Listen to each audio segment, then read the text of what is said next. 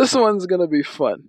So today, dudes and dudettes, we're gonna be talking about the passport broskies. Whoa, whoa, whoa, whoa, whoa. Before anyone jumps to conclusions, I just want to come out and say I have no problem with this show whatsoever. Apparently, because I'm a guy that teaches dating, I'm supposed to hate passport bros for some reason. Little do most people know I'm actually kind of a passport bro myself, but I kind of did it in the reverse though. For those of you that don't know, I was born and raised in Nigeria, and I came to America already a grown man. And I can confidently speak on this whole dating outside the US topic, because as you can see, I've been successful in both. So you can imagine my surprise when someone accused me of not supporting the passport bros, which is not true, because I'm a dating coach and I don't want to see the passport bros leave America and go get some, I don't know, easy pussy outside the country. Is that the point? And I fucking took personal offense to that, which is why I'm making this video right now. Allow me to tell you my complete, unadulterated take on the passport bro movement.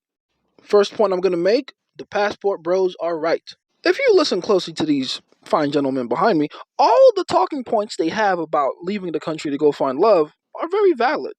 America has this pesky thing called freedom, and the women in America get to enjoy said freedom. Which means, in America, for the most part, women get to choose who they want to date. There's no much outside influence, societal pressure, religious beliefs, or any other thing like that that forces them to date certain guys. They get to completely indulge into their true feminine hypergamous nature, which pushes them to chase the top 1% of males. Whoops, sorry, wrong picture. Oh, sorry, wrong one again. Much better. You see, with no outside evolutionary pressure in the form of societal rules or conditioning, religious beliefs, socioeconomic status, and the consequences of that, women get to demand the top 1% of guys and effectively ignore 99% of them, which effectively means that in America, the competition is steep. You have to compete with other men effectively and be willing to do things that other men just aren't in order to gain the attention of women here in the States. So some men, these men, have decided that leaving the States is the best way for them to compete and increase their chances of winning. In their minds, the women in the Dominican Republic, for instance, are giving them a lot more bang for their buck, so to speak. They're prettier and more beautiful than their American counterparts. They're more feminine, more submissive. And because of already existing social norms and religious beliefs, these women are also far easier to cooperate with. And again, they're right. Which brings me to my second point. If we can agree that women in, say, the Dominican Republic are far more cooperative than the ones here in America, then wouldn't that make America the NBA and the Dominican Republic the G League? Again, passport bros, do not bite my head off. These are technically your words and thoughts. You get more bang for your buck outside the country. It's easier to deal with women in the DR, for instance. And at least out there, the juice is worth the squeeze. Which would mean, by your own admission, you believe that dating in America is far harder. And again, as someone who's done dating both in and out of this country, I can definitely agree with that. American women definitely represent a different kind of challenge. But if you know anything about me and the way I think and my philosophy to the game, then you know that in my mind, the challenge is the point, not the vagina. In my humble opinion, women are the best way by far for us to test our emotional strength. There is no endeavor or business or martial art out there in the world that can quite test your emotional strength and durability like a woman can. And the hardest tests by far are the women that don't need to cooperate with you, but only want to. Now, I understand, if you're a passport bro listening to me right now, you're probably thinking to yourself, who the fuck is this guy? What the fuck is he out here trying to prove? And I completely understand that. But in my mind, that's the way I see it. Gaining compliance from women is ultimate. It's very important. But only as far as the journey to gaining that compliance. And the tweaks, adjustments, and improvements you have to make on yourself to become the kind of guy that's worthy of that compliance to her. Hold on now, I do have some advice if you'll take it.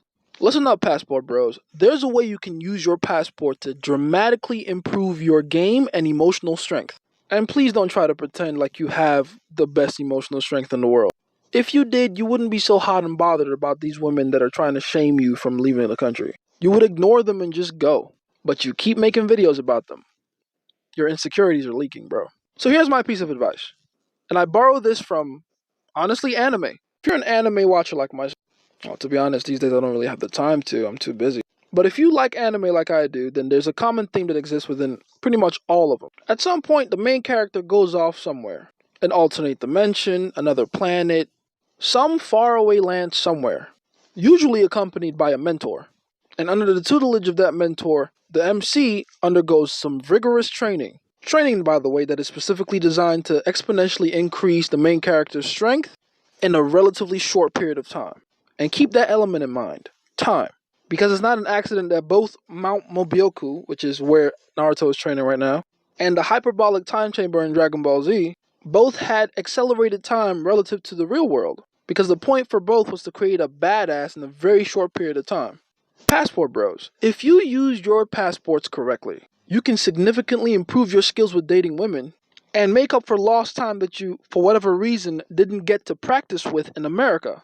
You see, unless you had the damn near perfect setup in life, there's a good chance you missed out on a lot of opportunity to practice talking to women growing up, which is the major reason you're now lacking behind and losing to guys like, well, me. I mean, come on, I'm literally an immigrant in your country just doing damage. As arrogant as I am, I usually wouldn't say that, but let's be honest, I am out competing you guys. So in my opinion, the way I see it, you need to make up for lost time as quickly as possible. And I heavily suggest you use the DR as your training grounds of sorts. Over there, it's low pressure and very low consequence compared to America. That way you can practice your game and learn from as many mistakes as you want without being scared of the consequences. But that's the thing though, you have to view the DR or Brazil or wherever the fuck you want to go as an offshore training facility of your own. Not just some place to go get some easy pussy. Well, I said it before that America is like the NBA and these other countries are like the G League. Well, if you think about it, what is the G League for? To take young, budding talent, put them through grown man level tests, trials, and adversity, and after applying all that external pressure on them, watch them become good enough to actually play at the NBA level. And hell, sometimes do a little better than that. Do you get it now? These countries are set up for you to practice your game with low risk or consequence. But you still got to come back to the NBA to see how you really size up against real competition. You can't possibly delude yourself into thinking you have solid frame as a man if the girls you're getting always have some kind of external evolutionary pressure that helps them stay in check outside of you. I've been saying this for years now, but even though I am a Christian, I don't need to bring Jesus into my relationship to get my bitches to behave themselves. And that exact same thing applies here. If you need a girl to come pre-submissive and pre-feminine, your game ain't as strong as you think it is, bro. Sorry. In conclusion, let me give you my last point about the passport bros. One of the people that I've always looked up to was, in fact, a passport bro himself. In fact, you could say his entire journey as a womanizer, quote unquote, started with his frequent trips to Rio de Janeiro in Brazil. You see, that's just more reason I can't really talk shit about passport bros. My own idol was a passport bro. Like, come on, how wouldn't I support this shit? But anyway, back to the video. The thing about Patrice you have to remember, though, is that he wasn't just leaving to go to Brazil to get some pussy. He was going there with his own unique way of thinking. A very high level of self-awareness and the ability to be introspective like no other. There was a purpose to him going to Brazil all those times. Plus, he surrounded himself with people that he could bounce ideas off of. People that helped him to refine and fine-tune his philosophy about women. If you're a fan of Patrice, then you know the one thing he knew about the most was women. Because he approached Brazil philosophically, not just to get his dick wet.